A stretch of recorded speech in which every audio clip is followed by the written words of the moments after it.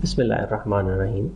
Dear students, as we discussed in part 1 of this week's lecture, that in this week we are starting new method for the plotting of shear force and bending moment diagram, and we have already discussed the basic concept behind that new method, and we have discussed the relationships between load, shear and bending moments that we will be using to plot shear force and bending moment diagrams. So now we will solve a couple of problems, and we will see that how those relationships that we have derived can be used to directly draw shear force and bending moment diagrams without going into any cumbersome calculations and writing down a lot of equations for several different portions. So now we'll solve the problems, and I hope these solutions will help you in developing a very good concept about these relationships between load, shear and bending moment diagram and drawing these diagrams directly. So we will be in this week we will be solving some problems that we have already solved using the method of equations. We will solve them with the direct method, and then we will compare our solution with our current solution with our old solution, that whether we get exactly the same SFTs and BMDs or not. So let's start with our first problem.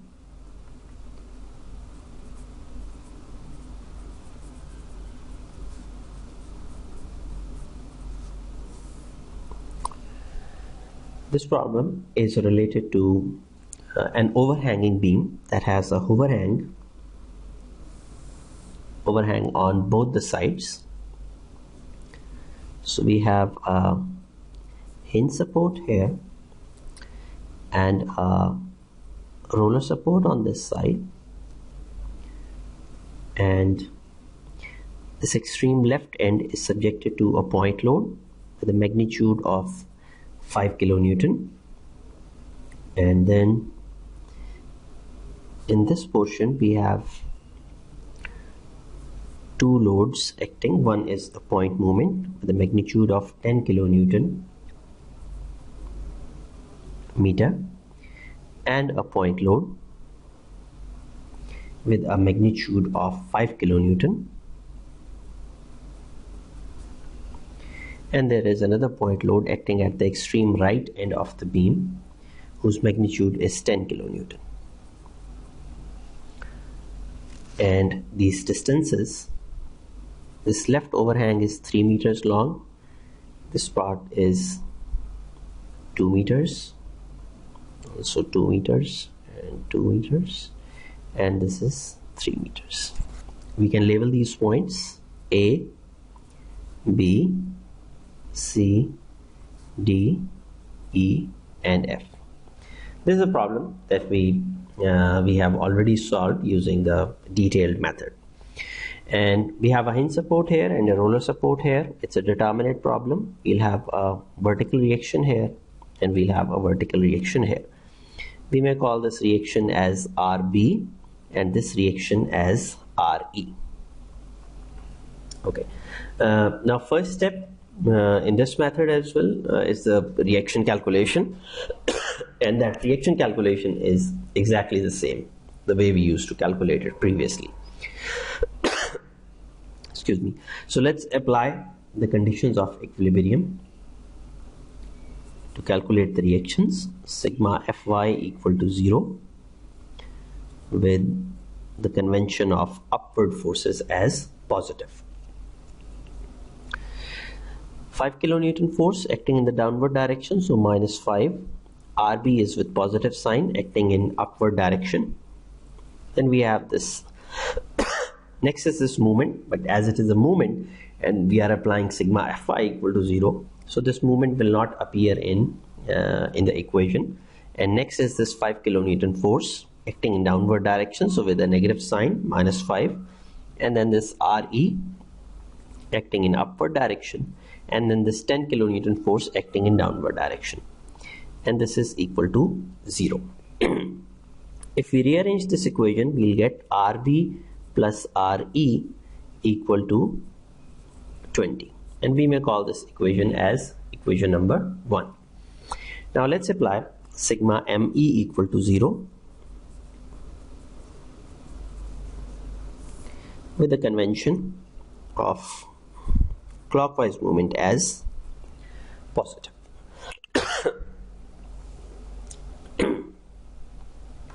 Alright, so about this point E, first of all, this 5 kilonewton force is producing movement in counterclockwise direction, so minus 5 and lever arm is 9, 3 plus 6.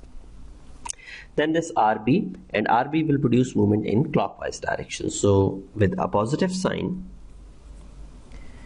RB into 6. Then we have this movement 10 kilonewton meter, and it is acting in clockwise direction, so it will be positive. And as it is a movement by itself, it does not need to be multiplied with any lever arm. And next is this 5 kilonewton force, and it is producing movement in counterclockwise direction, so minus 5 and lever arm is 2. RE is passing through point E, so RE will not contribute in movement. And then this 10 kilonewton force, which is producing movement in clockwise direction, so positive 10 and the lever arm is 3. And this should be equal to 0. Now if we solve this equation, we get RB equal to 2.5 kilonewton. So we have calculated one reaction, and the other calculation and the other reaction from equation number 1. So RB is 2.5. If you plug in this value in equation number 1, plus RE is equal to 20. And this implies RE is equal to 17.5 kilonewton. So this completes our reaction calculation for this beam. Now in our regular method that we have studied till today, according to that method, our next step is to divide the beam into number of portions and then write down the equations for shear and bending moment. So it involves a lot of equation writing and then calculation of values, and then we go to the plotting of diagrams. But the beauty of direct method is that you don't have to do any one of those steps. You directly jump to the plotting of shear force and bending moment diagram, and you will use the concept that change in shear is equal to the area of load diagram and change in bending moment is equal to the area of shear force diagram. And also the magnitude of shear is equal to the slope of bending moment diagram, and the magnitude of load is equal to the slope of shear force diagram. These are the four relationships that we derived in this week's part 1 lecture, and we will be utilizing these relationships to directly draw the shear force and bending moment diagram. So we'll skip all those steps that involve equation writing, and we directly jump to the plotting of SFD and BMD. So let me draw the beam once again, and then we will plot the shear force diagram and bending moment diagram. So we have a beam with a hinge support here and a roller support here. Point load 5 kilonewton is acting here, and we have calculated this reaction RB, which is 2.5 kilonewton, and this reaction RE, which is equal to 17.5 kilonewton. We have a couple acting here, 10 kilonewton meter, and we have a point load acting at this point, 5 kilonewton. And what else do we have? We have a point load here, point load acting here, 10 kilonewton magnitude, and these distances are 3 meter. Let me label the beam first: A, B, C, D, E and F. If you remember, in this beam we had to consider like a lot of portions, 1, 2, 3, 4, 5. So if we go for the conventional method, by writing down the equations, we'll have to consider 5 different portions, and for each portion we'll have to write down the equation of shear as well as bending moment. 3, 2, this is 2 meters, and this is 2 meters, and this is 3 meters. Okay, so here is the beam. Now let me draw the guidelines to draw SFD and BMD.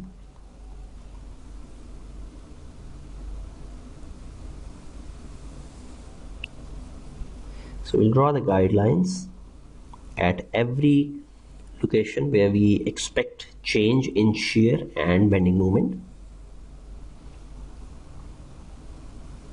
You guys are already familiar with this thing.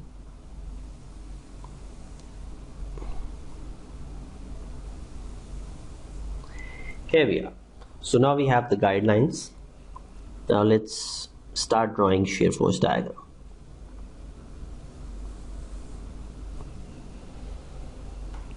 Okay, this is 0, 0 line, and we are plotting SFD, and our units are kilonewton. Okay, so what we'll do, we will look at the applied loading, and then we will draw the shear force diagram. So at this point, I just realized that this alignment is not very good, but just this line is actually corresponding to point A. So at point A, what load is acting? 5 kilonewton load is acting in the downward direction at point A. So the value of shear corresponding to this point will be -5. We'll take this as -5. So this value is minus, and on the diagram you don't have to label plus or minus, because I think that will we don't need to do that.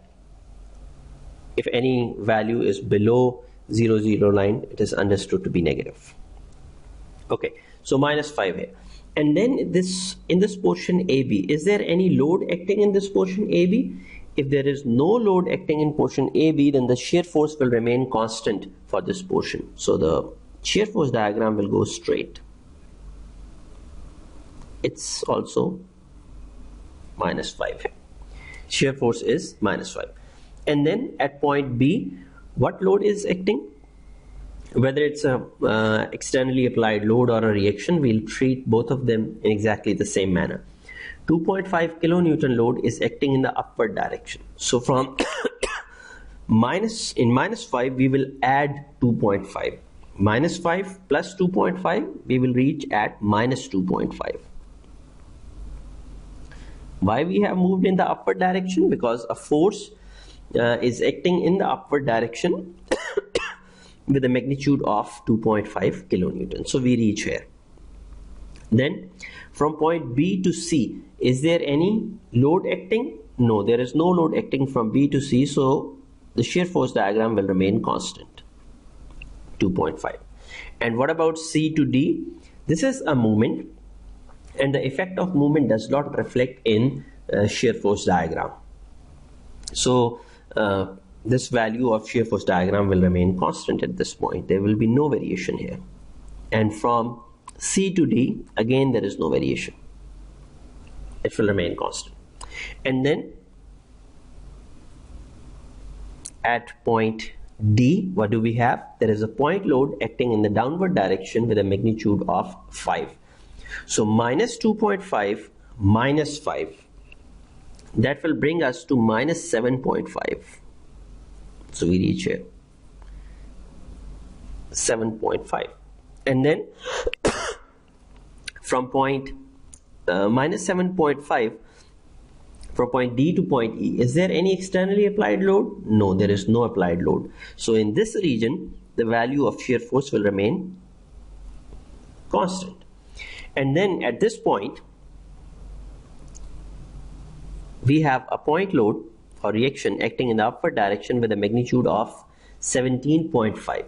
So -7.5 plus 17.5, and this will bring us to +10. So this ordinate is plus 10. How did we reach here? Minus 7.5 plus 17.5. And then from point E to F, is there any load acting from E to F? There is no load acting from E to F, so shear force will remain constant. This is 10. And then at point F, we have a point load with a magnitude of 10 kilonewton acting in the downward direction. And when we move in the downward direction equal to 10, we reach at 0, which means that our shear force diagram is closed. And this thing we already know, that our shear force diagram and bending moment diagram are correct if they close. So this shear force diagram is closing, which reflects that this diagram is correct. Positive, and this part is negative. When we will complete this problem, I will show you our previous solution as well, the diagrams that we plotted using the method of equation, and we will see that whether we have got exactly the same diagram or not. So this completes shear force diagram. Now let's move to bending moment diagram.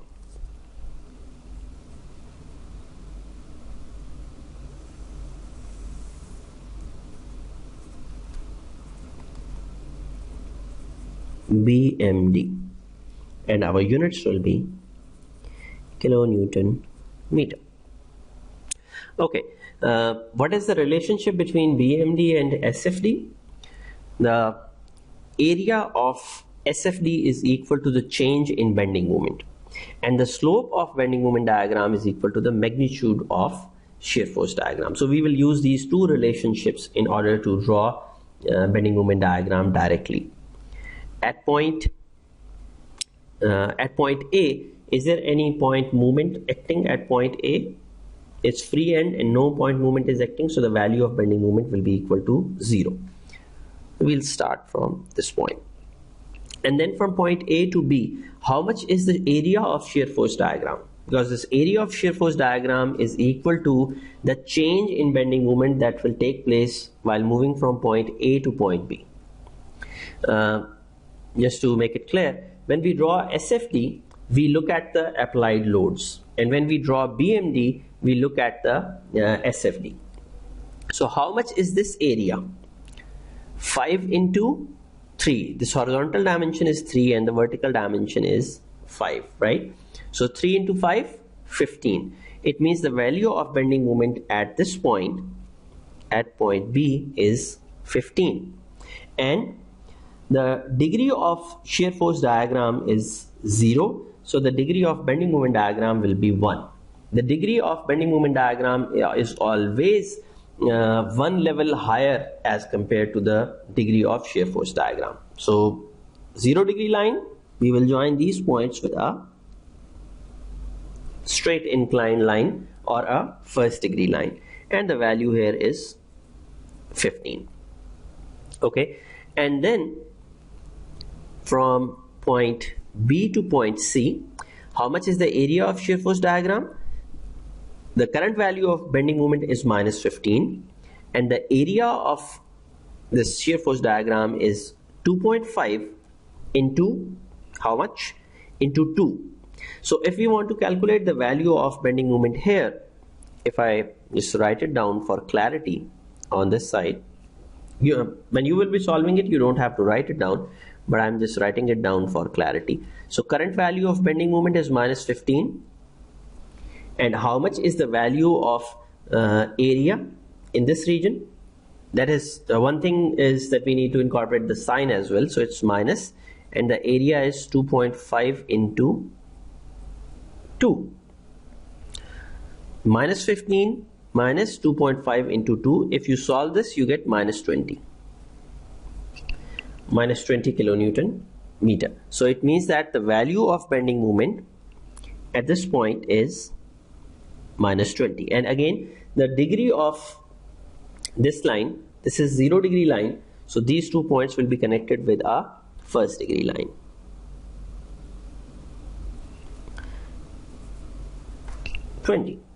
And then at this point, one thing that we need to be careful about, that at every point we need to make sure that if a point moment is acting, that point, the effect of that point moment will not reflect in the in the shear force diagram. For that, we will have to consider the applied loading. For example, there is no hint from the shear force diagram that a point moment is acting at point C. For that, we need to keep an eye on the applied loading as well. So at point C, there is a point moment acting, and how much is the magnitude and direction of this moment? It is 10 kilonewton meter acting in the clockwise direction, and according to our convention, clockwise movement is positive. So we will take it as positive, and we are at negative 20. So the second value at the same point will be minus 20 plus 10 equal to minus 10. So the second value of bending moment at the same point is minus 10.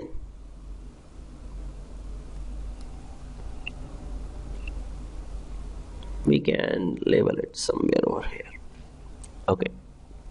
And then at this point, when we want to move to point D, we will have to consider the area between C and D of SFD to get the value here. Currently at point C, the value is minus 10. And how much is this area? This area is also negative, and this is minus 2.5 into 2, which makes minus 15. Okay, so we are at minus 15. And again, SFD is 0 degree, so BMD will be first degree. This is minus 15. And then at point D, is there any point moment acting? No, there is no point moment acting. So it will have only single value. And then from moving from D to E, how much is this area? If I write it down here, the current value is minus 15. Okay, and this area is negative 7.5 into 2. So minus 15 minus 7.5 into, sorry, this is not 12, this is 2. Okay, and it gives us minus 30.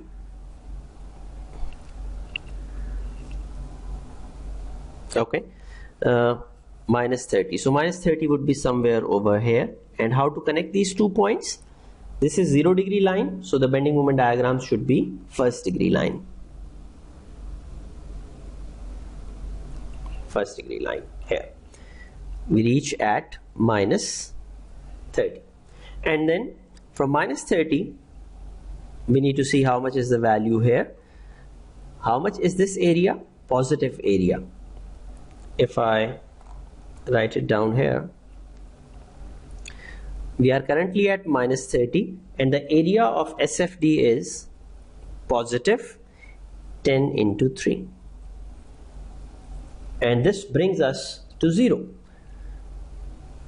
Right? And how to connect these 2 points? SFD is 0 degree, so BMD will be first degree. So we will connect these 2 points with a first degree line, and our bending moment diagram is closing at this point. That once again means that bending moment diagram is correct. So the entire bending moment diagram is negative here.